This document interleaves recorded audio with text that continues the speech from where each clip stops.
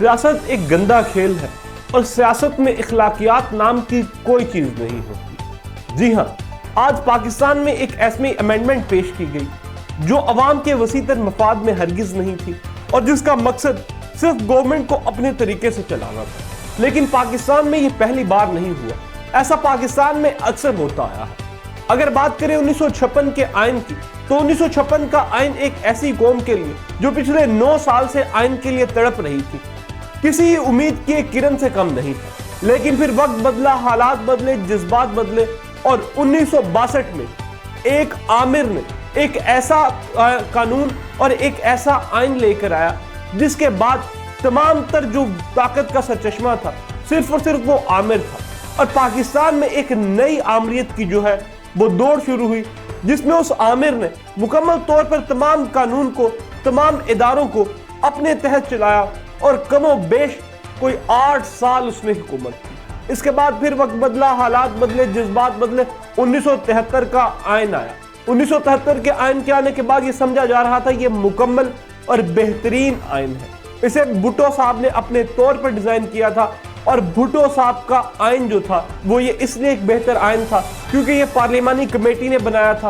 اس میں وہ لوگ شامل تھے جو حکومتی عہدیداران تھے اور جن کو لوگوں نے ووٹوں کے ذریعے اسمبلی میں بھیجا تھا۔ لیکن پھر ایک اور آمر آیا، پاکستان کی تقدیر پھر سے بدلی اور پھر سے آئین کو ایبروگیٹ کر دیا گیا، اور اب پھر 1973 کے آئین کو اپنی مرضی کے مطابق چلانے کی روایت جو ہے وہ قائم آئی۔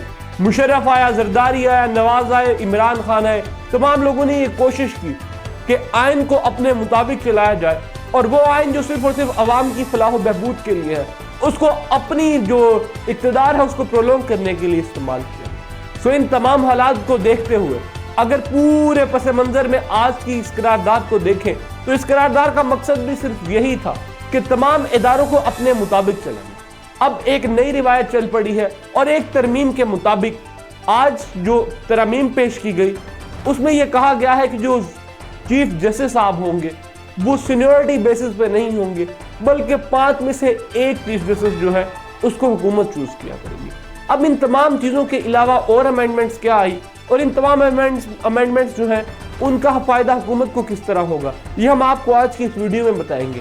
لیکن اگر آپ نے ابھی تک ہمارا یوٹیوب چینل سبسکرائب نہیں کیا تو یوٹیوب چینل سبسکرائب ضرور کر لیں تاکہ آنے والی لیٹسٹ نیوز سب سے پہلے آپ۔ اگر بات کریں آج کی سب سے پہلی امینڈمنٹ کی تو امینڈمنٹ کی گئی ہے آئین میں، اور اس کے مطابق جو چیف جسٹس کی میعاد ہے، جو ان کی ایج لیمٹ ہے، اس کو نہیں بڑھایا گیا، اور چونکہ مولانا فضل الرحمان کے درمیان چیز کو ڈیڈ لاک تھا لہذا اس چیز پر عمل نہیں کیا گیا، اور جس چیز کو بڑھایا گیا ہے وہ ہائی کورٹ کے اور سپریم کورٹ کے ججز کی تعداد ہے۔ اور اسی کے ساتھ ساتھ جو سب سے اہم چیز ہے کہ 5 ججز میں سے ایک جج کو حکومت اور حکومت کے جو دیگر لوگ ہیں وہ چنیں گے۔ اس کا فائدہ کیا ہوگا؟ حکومت کو اس کا فائدہ یہ ہوگا کہ آنے والے چیف جسٹس منصور علی شاہ سے ٹلا جا سکتا ہے، اور منصور علی شاہ جو ہے جو کہ چیف جسٹس کے مضبوط ترین امیدوار ہیں ان کو اس دور سے باہر کیا جا سکتا ہے۔ اسی کے ساتھ ساتھ جو ججز بڑھانے کا عمل ہے اس کو کیوں عمل میں لایا گیا؟ کیونکہ ججز بڑھانے سے جو بینچ ہے یہ مزید لارجر ہوگا، جو رائے ہے یہ مزید ڈیوائیڈ ہوگی، اور رائے مزید ڈیوائیڈ ہونے کا مقصد یہی ہے کہ اگر نون لیگ اپنی پسند کے ججز کو لے کر آئے گی تو وہ ججز ہمیشہ مسلم لیگ نواز کے حق میں ووٹ دیں گے۔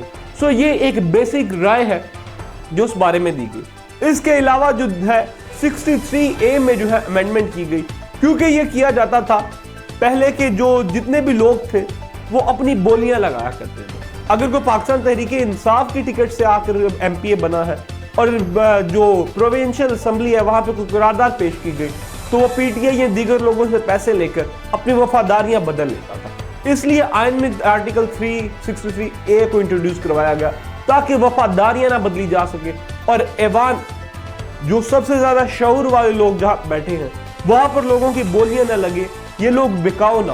لیکن ایک دفعہ پھر سے حکومت نے منڈیوں کا آغاز کر دیا ہے، اور حکومت شاید یہ نہیں جانتی کہ اپنے اقتدار کو طوالت دینے کے لیے یہ جو کام اب جاری ہے وہ پاکستانیوں کے حالات مزید بگاڑ دیں۔